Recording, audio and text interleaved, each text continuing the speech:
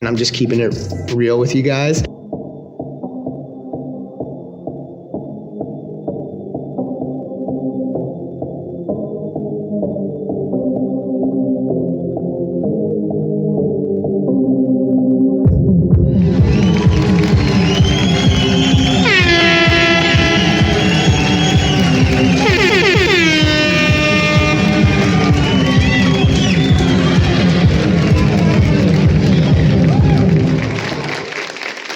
Welcome back, ladies and gentlemen. Welcome back.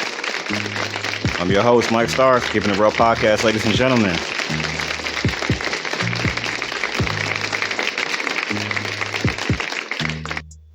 Welcome back to the Keeping It Real podcast, the entertainment podcast where I rant, rate, and review movies, TV shows, and music. Today, on the podcast, I'm here to discuss Love Hurts. Marvin Gable. Who are you?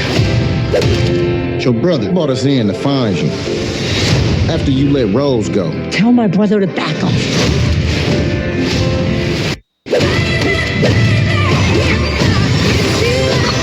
This little spider monkey ninja got hopped. Hey, what the? Rose? Hey, Marv. There were nights when the wind was so cold. Why did you come back? If we're gonna stop your brother, I'm gonna need to hold you. I'm so sorry. Find my brother and Rose now! Now let's finish this together. You want the old me? You got him. It's about damn time. Sorry, brother. Love hurts.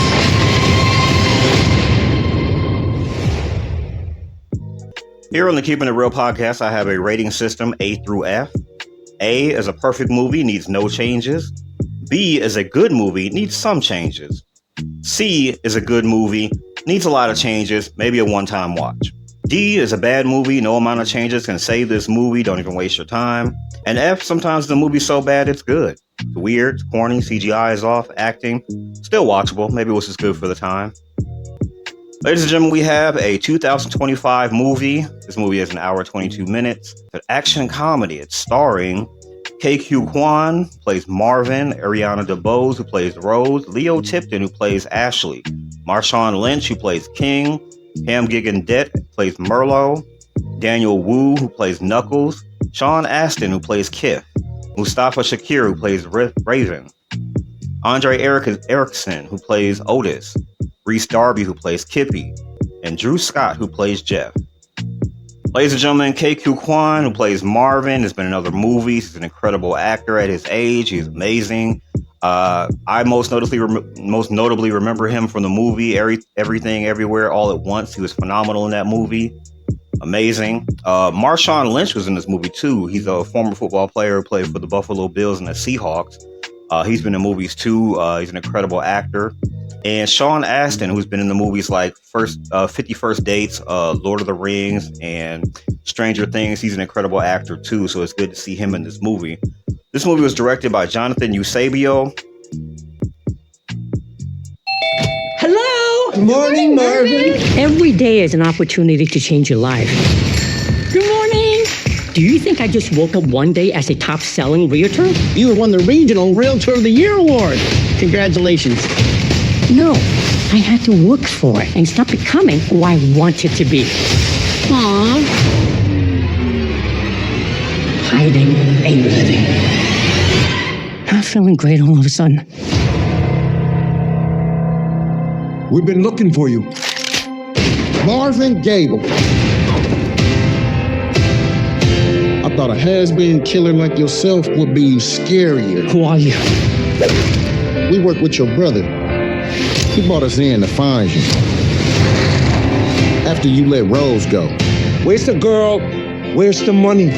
Tell my brother to back off.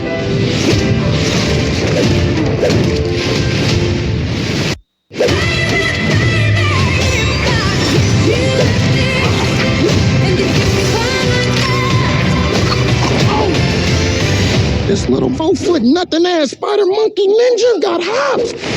Hey, what the? Rose? Hey, Marv. There were nights when the wind was so cold. When you stole from my brother, I got you out. Why did you come back? We're hiding, and hiding ain't living. If we're gonna stop your brother, I'm gonna need the old you, not the realtor. I told myself that I would never hurt anyone again. Hey, are you all right? I'm in the middle of a high-intensity yoga. Can you give me a minute?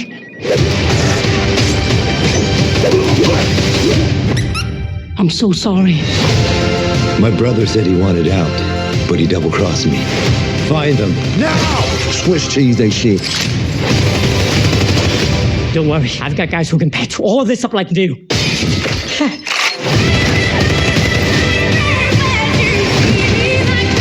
Now let's finish this together. You want the old me? You got him. It's about damn time.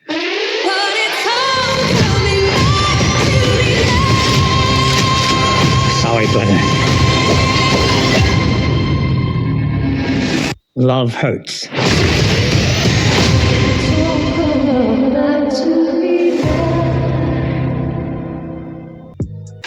Ladies and gentlemen, let me give you the breakdown. Marvin is a Milwaukee realtor who receives a crimson envelope from Rose, a former partner in crime, who he left for dead. He now finds himself thrust back into the world of ruthless hitmen and double crosses that turn his open houses into war zones. He is being hunted by his brother, a volatile crime lord. Marvin must confront his choices that haunt him. Ladies and gentlemen, a lot to get to when it comes to this movie, ladies and gentlemen. Let's get going. The Reavers called about the Emerald Springs house. They're such freaks, but they want to take a look at it. Great, schedule it. After today's open house, I think it's going to be competitive. Yeah. Looks like someone's got a secret admirer. Who's it from? Mark, you all right? Not feeling great all of a sudden. I just need a minute. Yeah. Don't forget the office party.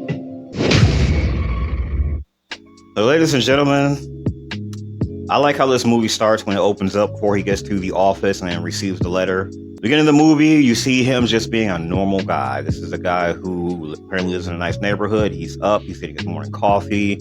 He's putting on some regular clothes. He's just kind of dressed like a college professor. He's got like a brown tweed coat on and stuff like that. He's baking cookies to bring into the office. Like, he's got it together. He gets on his bike. He waves to people in the neighborhood. He's on a bike, ladies and gentlemen. He's got a helmet on. He's got his baked cookies in the back on a little seat on the back of it. Just seems like a completely normal guy. So he gets to the office and everything else, meets his assistant. His assistant hands him a letter and says, hey, you got a secret admirer. On the inside of the red letter, it says that, you know what I'm saying, hiding is not living. You know exactly what that means. Now, as the beginning of the movie begins to open up and everything else, you see a beautiful young lady and all the signs, the realtor signs that have Marvin's face on it. She's got like a marker and she's drawing mustaches and like weird hair and like beards on them and flowers. She's like really just like defacing every single one of them. She's drawing like all sorts of goatees and stuff on the face and everything. So the one he sees with the mustache on it, he immediately knows as he's wiping it off. He's like, oh, I know who this is. And then it's confirmed when he gets to the office and reads that letter and everything. So we get right to the point with this movie. When he gets to the letter, he knows what this is and everything else. He gets into the office, and then there's more. I know you have just two. And it's not just the cinnamon hearts I've been eating either.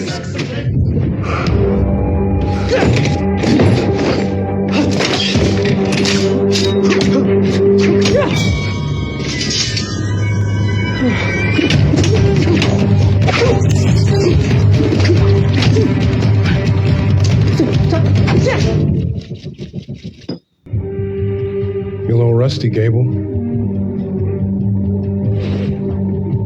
Oh, fudge.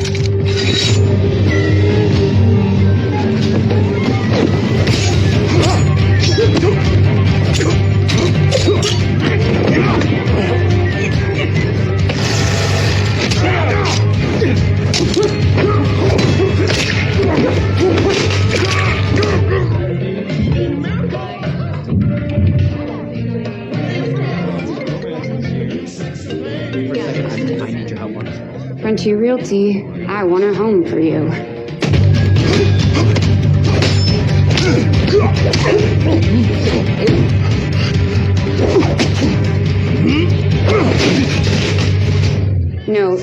This is 2 stories. We can't remove one.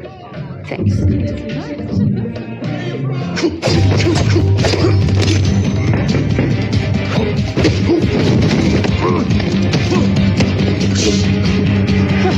Hey, you all good, buddy?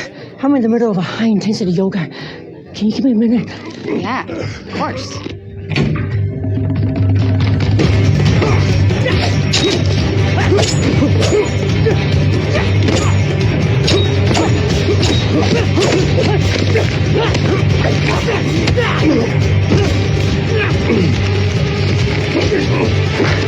Listen to me. Tell Knuckles I don't know where she is, okay? Not okay.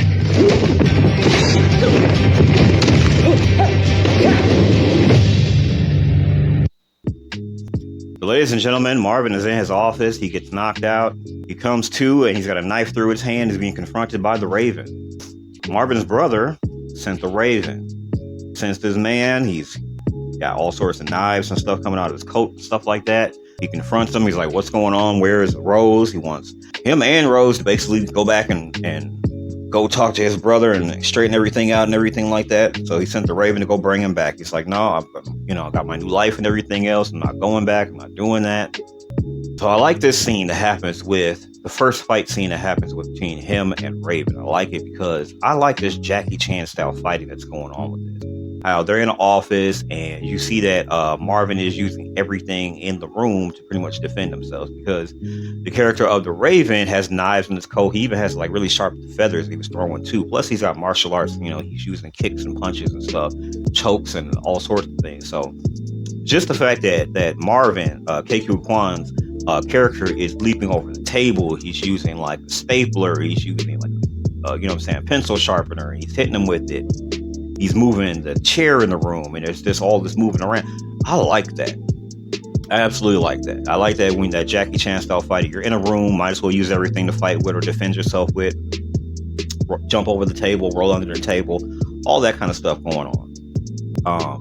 I also like it when it's not like a clear winner in this. Like in this, you can clearly see when the fight between Raven and Marvin, it didn't look like, oh, okay, obviously Marvin was going to win. He's like the stronger, the faster one and everything else. So the guy who was fighting is, looks like he's about 6'6". He's a big, very tall, big black man. You know what I'm saying? Plus, he's pretty skilled with throwing knives. Like the knives that he threw at him was very close to, his face. They cut him a little bit when it went to the wall and stuff like that. So you can clearly see like they were going back and forth, where there are scenes where, the Raven had hit him or kicked him and it was very close to knocking him out and all this type of stuff. So I like when the fight was close. I like when they're maneuvering around the room. I like when they're doing different styles, different things. Plus there's comedic parts to it too, because there was like a staple remover that Marvin was using. He clipped his ear, he clipped his neck. It was all sorts of things he was doing. Like he had like his cup with straw, and then the Raven took a knife and cut the straw in half. Just a lot of little funny things like that was going on. So with that, the fight concluded with Marvin knocked him into the table. It looks like he hit his neck or something, and he passed out, and Marvin kicks a pillow over, so he falls into the pillow and goes to sleep. Now, this scene begins with the character of Raven sitting in his office after he had knocked Marvin out and he had stabbed a knife through his hand, and Marvin was sitting in a chair coming to.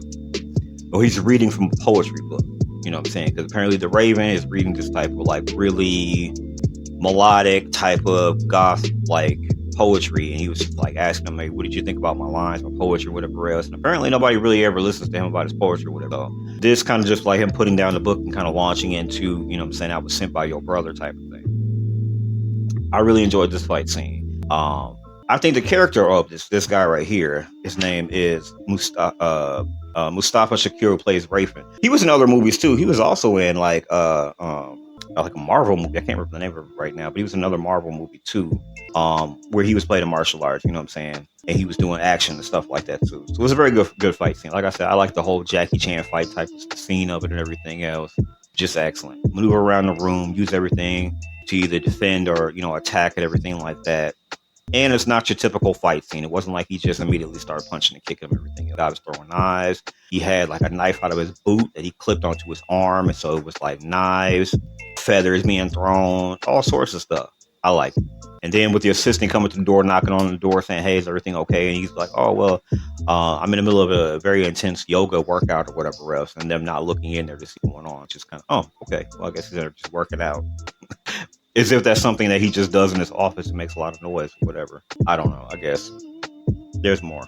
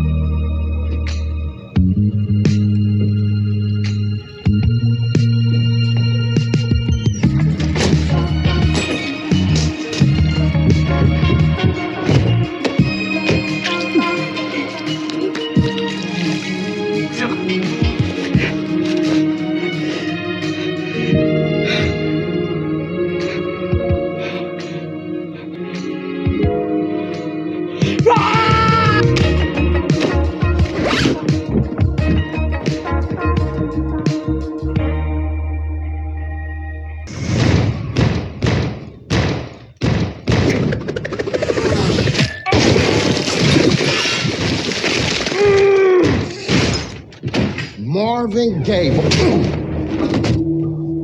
Yeah.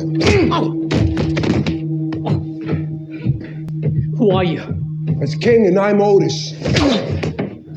Yeah, we work with your brother and his right-hand man, Rennie Merlot. They brought us in after your little career change. Damn, I thought your ass would be a little more scarier.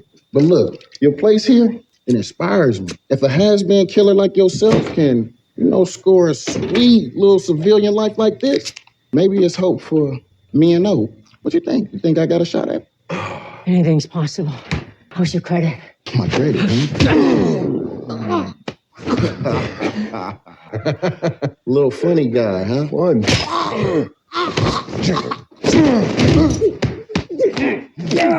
Now look, you bleeding just a little bit too much for a who don't know nothing. I think that you attacked a little too much for a guy who isn't running away. Okay? Time to listen, little man. Listen. Yeah. Listen. Where is Rose? I don't know. Come on now. Should have just told us what we need to know. Where is Rose? And why did you not kill her? What are you doing? What are you doing? I just opened that. So what? It's soda. You tripping. Thought we could share. Could you ask? Oh, please forgive me. Of course we can share.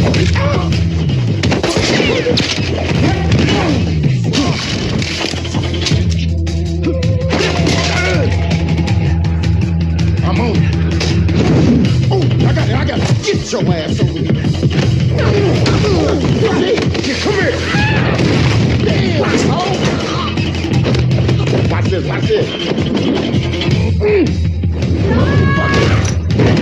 Tag team. All right, hold on. Your turn.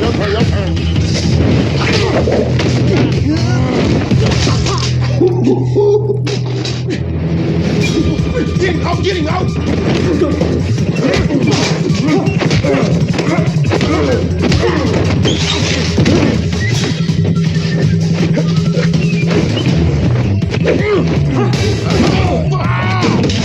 Why?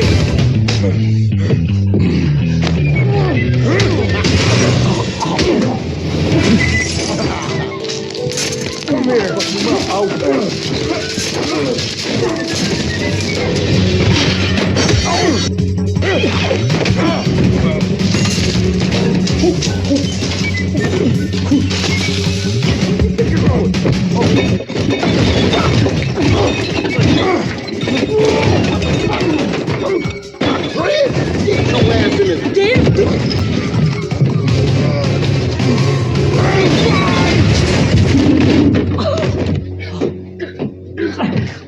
Watch this. Oh.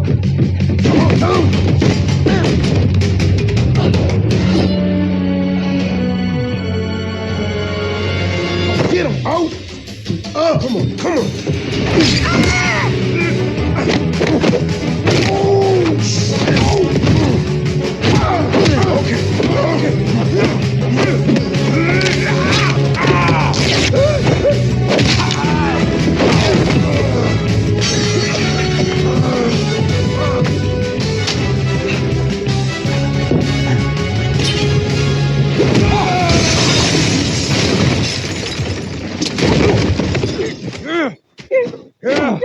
don't think you're so cool now.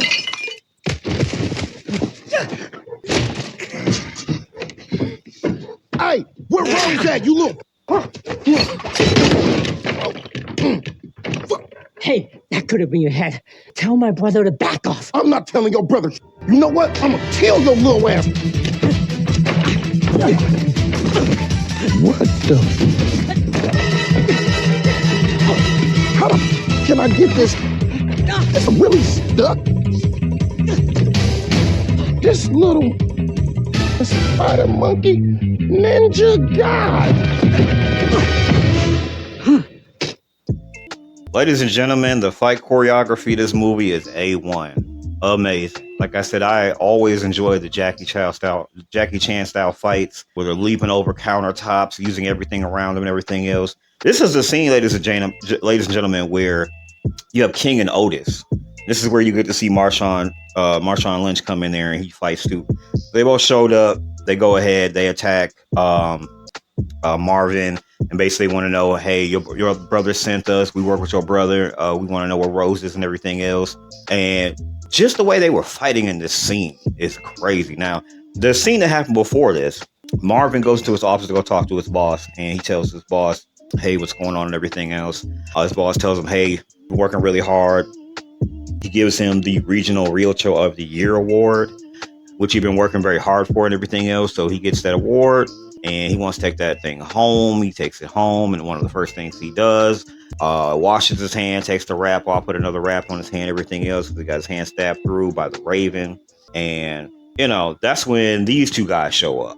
He's like, oh, fucking shit. They show up immediately. They grab him. And I like the scene where, you know what I'm saying, Marshawn Lynch's character of King is like, yeah, I thought you would have been a bit scarier, you know, as a has-been killer, because they never seen him in his other form. They've only met him just like that. So they don't know what he's capable of. And it was just funny seeing the difference between the different fight styles of Otis and Marshawn Lynch, his character of King. Because there was a lot of wrestling shit in this one. This is what I liked about that, because there was a scene where Marshawn Lynch, he got knocked down by the other character, Otis, and he kind of rolled into a fireman's carry, picked him up, and then went for like an F5 over to the table, and then followed it with an elbow. I was like, man, that is amazing. Like, why does he go to the WWE or something like that? Like, that was pretty good. Yeah, and then like the whole tag team effort of, like, you know what I'm saying, him, King and Otis going back and forth, throwing kicks and punches and everything else. The camera work in this was amazing too. There was a scene where, well, there's a lot of scenes where Marvin is trying to save his award, you know what I'm saying? So he's like putting it on the countertop, and they're fighting the countertop. He would like move it out the way and land on the floor. And as he's fighting, he tries to scoot it out the way with his foot. There's a scene where he picks it up and puts it into the microwave because the microwave got busted open. So he puts it in the microwave while he's fighting. And then there's a camera shot from the inside of the microwave as the Realtor award is spinning around. You see it sparks, and so it's in the microwave running. He goes, after he clears that area, to go grab the award out of the microwave, and it's hot, and he puts it in the refrigerator. And then there's a backshot camera scene from inside of the refrigerator. So then the refrigerator opens. Marshawn Lynch's character of Lynch gets knocked into the refrigerator and everything else. He jumps out of the refrigerator, knocks Marvin into the refrigerator, gets picked up, thrown into it, closes the refrigerator. King and Otis pick up the refrigerator, throw the refrigerator with Marvin in it, and then it opens and spills out Marvin and all the groceries inside the refrigerator onto the floor. Hilarious. But this went on for a while. And then there was a scene where Marvin is in the kitchen, and he picks up the cookie cutters, puts them on his hands, and he begins fighting with the cookie cutters. And just the way he was maneuvering with that, because they tried to punch him, and then they punched the cookie cutters, and he used it as scraping action to scrape their legs and stuff like that. Excellent fight scene. Excellent fight scene. I just think that the fight scenes in this one was A1, because it was very creative. Like I said, they utilized a whole lot of stuff in the room. Different fighting styles, and it wasn't like it just came in there guns blazing and, you know, dodging bullets and shit. Like, it really was a fight in this room, and I just think that was brilliant. But the last segment, I was trying to figure out what the what was the show that the character of Mustafa Shakur played in, the Raven in the fight scene with Marvin and Raven. He actually played in Luke Cage, and he was actually pretty good as the boss character in Luke Cage. So this man, amazing. He fought really good in that one. You know what I'm saying? Amazing actor and everything else. So I expected as much in this one too. But ladies and gentlemen, there's more. Marvin, you here? I'm here to pick up the car. Your front door's wide open. Oh,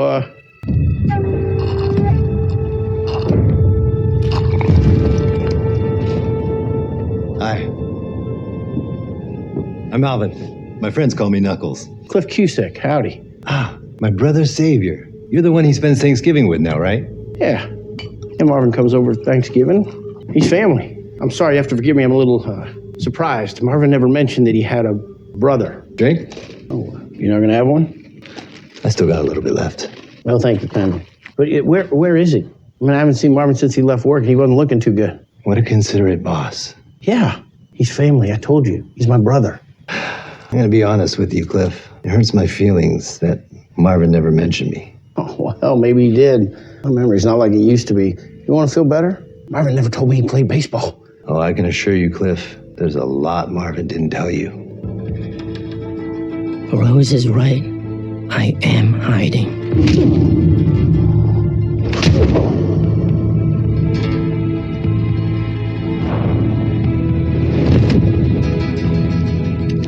I allowed my brother to turn me into someone I never wanted to be. I could take you to at least a dozen holes in the old quarry that Marvin filled with bodies. He was such a beautiful, beautiful monster. But I controlled it. He was obedient, did what I said, always. And when I unleashed him, I could take you to the last hole, but all you find is a hole. Because apparently, he fell in love and found a conscience.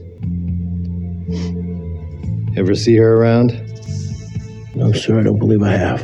You sure? She seems like the kind of woman a man would remember. I don't know if Marvin understands. I'm here to save him. Just like he saved me. We have to face Knuckles to be truly free, and I don't want to do it without him.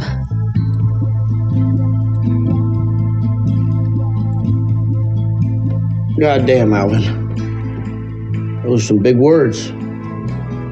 I gotta be honest, I don't know that much about the world you're talking about. I'm not naive enough to know there's gonna be anything I can say in this room right now that's gonna change my fate. I'll tell you what, I believe in absolution. I believe in second chances. The difference between bodies and holes and families and homes is pretty big.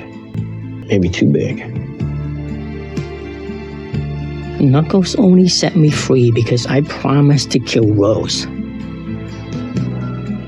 Now he will never stop hunting us.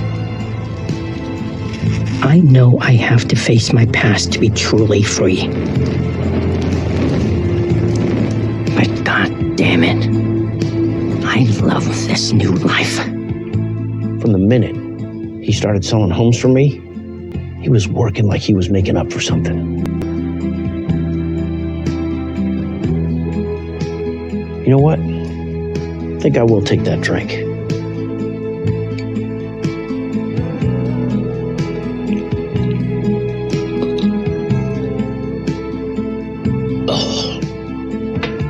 And when push comes to shove, Marvin's gonna be all right. You're a wise man, Cliff. But Marvin only has one brother.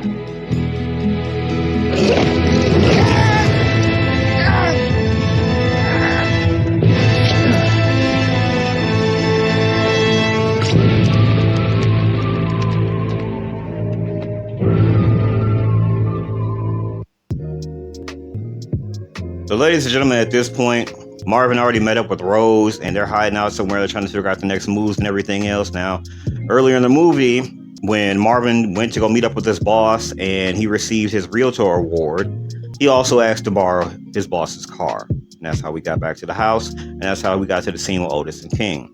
So, after that, you know what I'm saying, Rose had tasered Marshawn Lynch's character of King, and basically Rose ended up meeting up with Marvin, and they're off to figure out what they're going to go ahead and do. This is where we get to the scene where Cliff, his boss, played by Sean Astin, goes to the house, basically get the car back, and basically to check on Marvin to see what's going on, because he's not just his boss, he considers to be his best friend and family member. He wanted to check up on him. He gets there and he meets Alvin's real brother, who is Alvin, who goes by the name of Knuckles, who is a crime boss, who for some reason keeps walking around with a large iced coffee from Starbucks, which I just thought that was hilarious, that was a signature thing, that in every scene, he's walking around with a large iced coffee, sipping it. I was like, okay, that's different. I like that. All right. He's got a couple of henchmen in the room, tall, big, bald, Asian guy who looks like he just ripped phone books in half. He's having a drink, and he pours one for Cliff's character. Cliff, he pretty much denies it immediately. He says, no, I don't want anything to drink or whatever else. They go into this back and forth. And in this scene, you can pretty much pick up that Cliff and Knuckles know two different versions of Marvin. You know what I'm saying? Where you have Cliff, who knows Marvin as being like this sweet, gentle, hardworking guy. And he's just an all-around great guy. He's the guy you met at the beginning of the movie who was baking the cookies and everything else and coming to the office, and everybody knows him as that guy. Knuckles is like, nah, he's a monster. Kills people. He was supposed to kill Rose. There's an open grave where she was supposed to be at, and people have double-crossed me. And so basically he's just like, yeah, he only has one brother. So they end that scene by him taking a straw and for some reason stabbing it right through his eye into his brain. How that killed him, I don't know. That was pretty gruesome. I don't know if that would have killed him, but that scene, it kills him.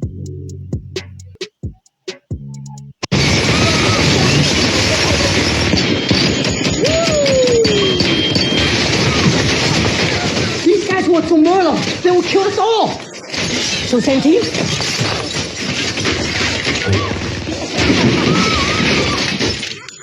Hello? We brought fire my way.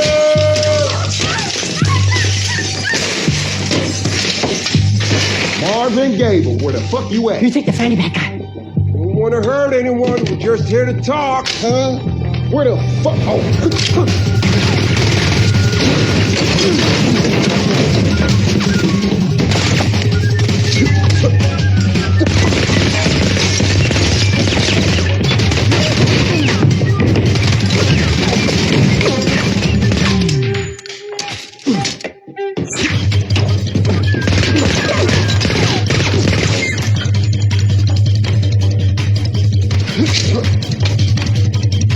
Brothers, really?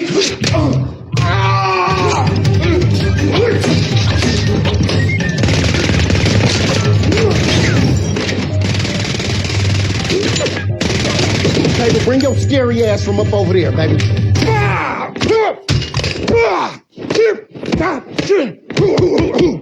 who the fuck are you? Hey! I'm a black belt, motherfucker. Hey! Marv, congratulations on the Regional Realtor of the Year award. I was showing the house next door. Looked like you needed help. And they got guns. I know.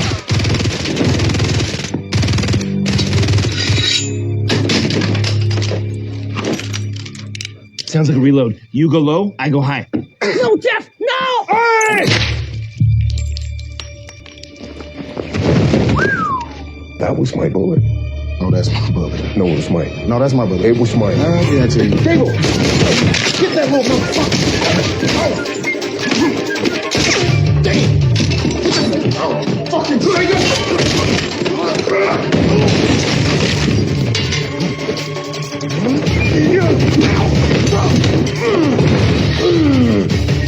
bitch ass Raven. Beast mode! Ladies and gentlemen, this is another great fight scene, basically. Otis and King reemerge. They come back. They brought firepower this time. They decided they're going to hop out, shoot up the whole damn place. While this is going on, Marvin and Rose are at the house. there is an open house. There's these two people showing up to check out this house. Instead of them telling them, hey, some stuff is going on right now, we can't go ahead and do this right now, they decide to go ahead and quickly show them the house, get the open house thing over with. And that's when King and Otis showed up. They shoot up the whole place. They have to go ahead and get the two people who wanted to view the house into the laundry room, and they have to pretty much deal with King and Otis, trying to fight them and everything else. This was also funny, trying to like, hey, we're still going to patch up the house, and what do you think of the house and everything else? Also, the Raven is there. He shows up there and he ends up fighting King and Otis too, even though every single one of these bad guys were sent by Marvin and Marvin's people to go ahead and pretty much do the same exact thing. Now, there were some scenes in between where basically the Raven's character is basically trying to make a turn, where he's just like, he's been talking to Ashley, the other character from The Office, played by Leo Tipton. And basically they pretty much found common interest through the poetry and everything else. She sees the good in him, and she basically has kind of fallen for the Raven, and Raven's fallen for her. So she's trying to convince him that maybe you could just start your life over and be a better person and everything else. So this was a great scene, seeing the Raven come in there and basically take over and fight against King and Otis and everything else. And he's using blades against them, fighting and everything else. It was a great scene. And then with Marvin constantly going back to the laundry room and telling the two people seeing the open house that, oh, there's nothing going on, everything's okay. I know this is shooting and everything else, but basically, you know, everything's gonna be all right. We'll patch up the holes and fix up everything. Are you still interested in the house? Hilarious.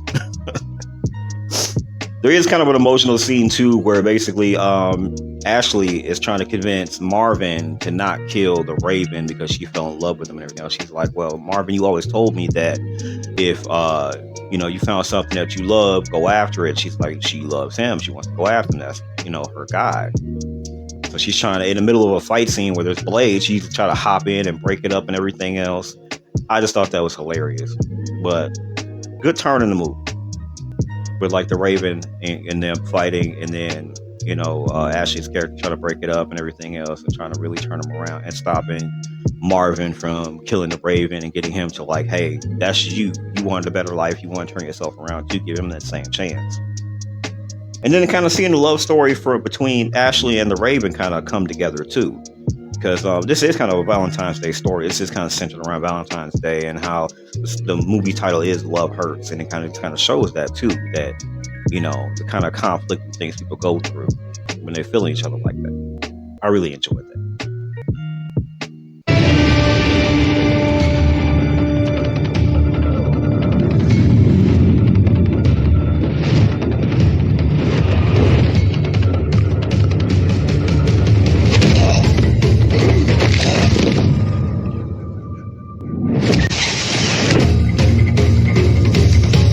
There he is. My monster. Cut him down. Everyone!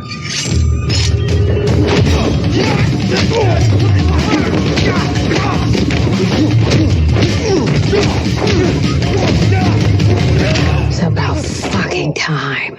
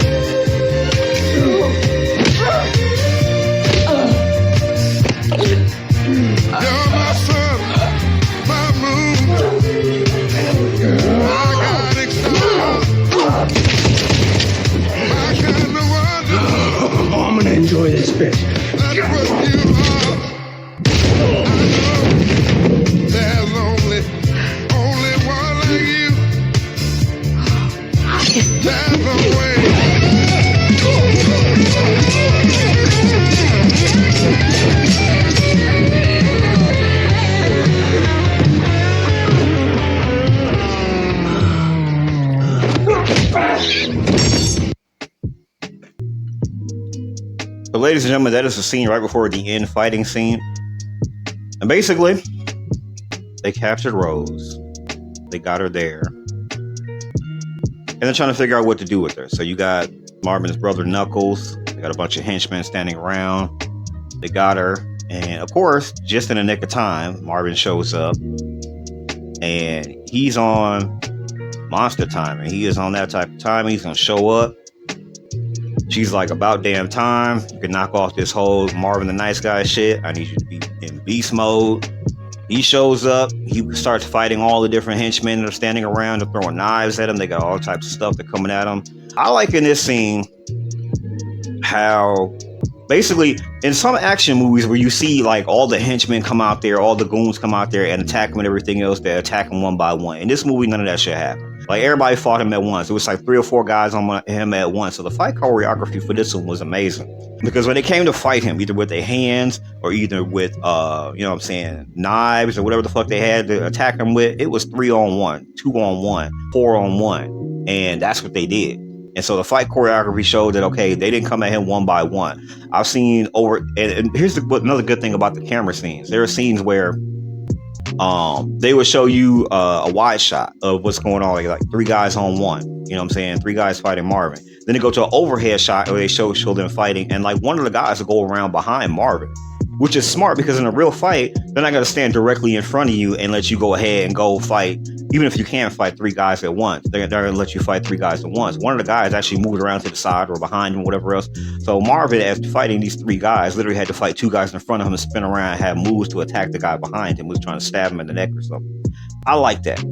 The fight scenes seemed very realistic when it came to fighting the just basically the henchmen, the guys who work for Knuckles and everything else. It didn't seem like a fight scene where like one by one they line up and then it's like, oh, here's a punch kick, that guy's down. Here's a kick punch, that guy's down. No, it was like multiple different attacks to take this guy out. Sometimes they took the knife out of the guy's hand, stabbed him with his own knife. Some guy fell on his own knife. Excellent. I think the fight choreography was brilliant. They really did their homework on this. Plus the camera angles to show it too. Plus, they didn't do the old tropey shit of having them fight him one by one. It was 3-on-1, 4-on-1s, all types of shit going on. Another thing about this video arcade scene they had basically was Rose's character. Her weapon of choice throughout this whole movie has been her taser. And she knows how to use that shit too, because she's actually like smacked the shit out of people with it. She has used like the little tendrils that come out and she can shoot it across the room. Plus just the regular taser part where she sticks it at their neck and tasers them and everything else. She knows how to move around a room with it, how to use it and everything else. And so that's brilliant. It wasn't like she's just, oh, I only know how to shoot this taser thing and next thing you know, she's getting knocked the fuck out. Like, no, she could fight too. But she has her own fighting style of fighting with her particular type of weapon, which I thought was fucking brilliant. So I thought it was good. So, of course, he clears out the room full of guys trying to attack him and everything else. And he gets into the room where he has to go fight his brother. Meanwhile, in the back, his brother Knuckles is once again, he's about to drink a whole nother fucking iced coffee because that's his thing throughout the whole movie, to sit back and sip a Starbucks iced coffee. I just keep thinking that shit was fucking hilarious. So while this is going on and everything else, eventually going to the back room, whatever else, and Knuckles is wearing Cliff's hat and he killed Cliff. So they get into a fight scene where his brother is just like, well, I'm your only brother. You know what I'm saying? I made you. I want you to come back and be my monster and everything else. I'll forgive the fact that you betrayed me and double-crossed me and all this type of shit. And so that was another incredible fight scene too between Marvin and Knuckles.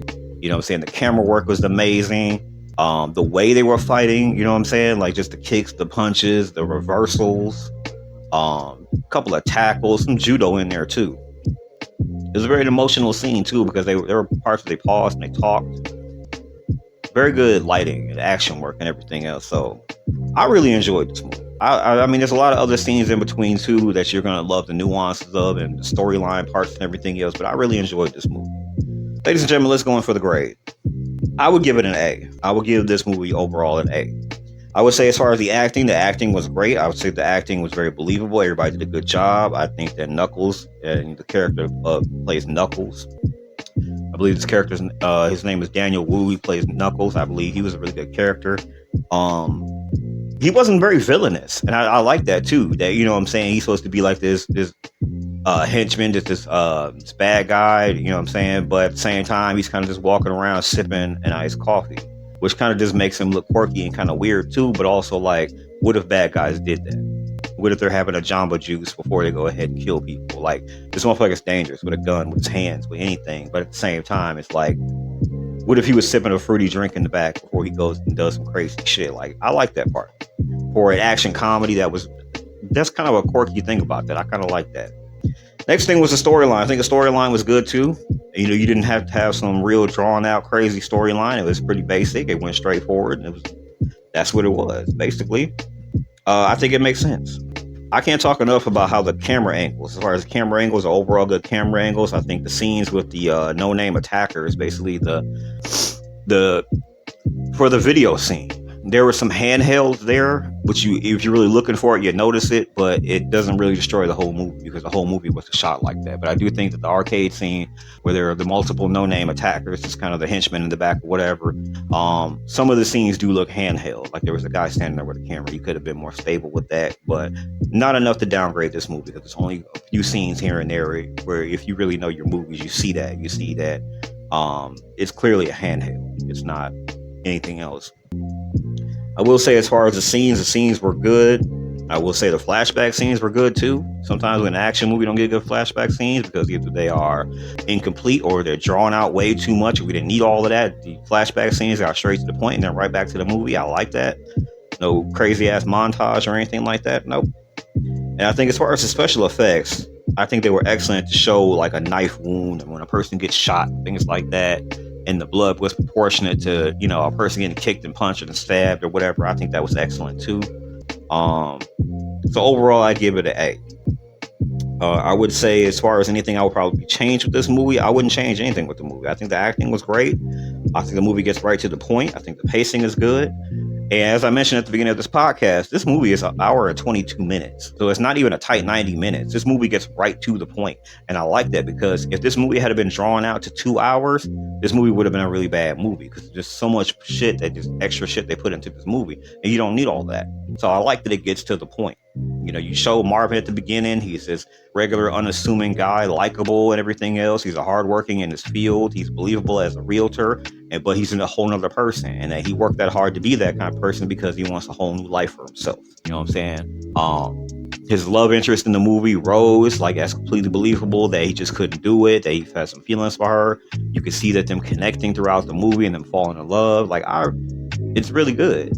And I think the bad guys, as far as King and Otis, I think they did a good job too. They're believable as the bad guys who went in on it. I think they just had the right amount of comedy and action. I think the overall boss character of Knuckles was good. I think that they didn't make him too stereotypically the bad guy. Like that's why I said I like the fact that they had like him sipping an iced coffee throughout the movie. The whole scene with him and Cliff where he's just like discussing his feelings with Cliff, telling him, hey, I'm his only brother. And just the bloody fight scenes, the choreography was great. The camera angles were just right. Overall, good movie. I really enjoyed it. But ladies and gentlemen, that has been my show, ladies and gentlemen. As always, you can contact me through social. You can contact me at doomstark7@gmail.com. Follow me on social media, like, share, comment. Let me know, did you like Love Hurts? What did you think about this movie? What rating would you have given it, ladies and gentlemen? Peace.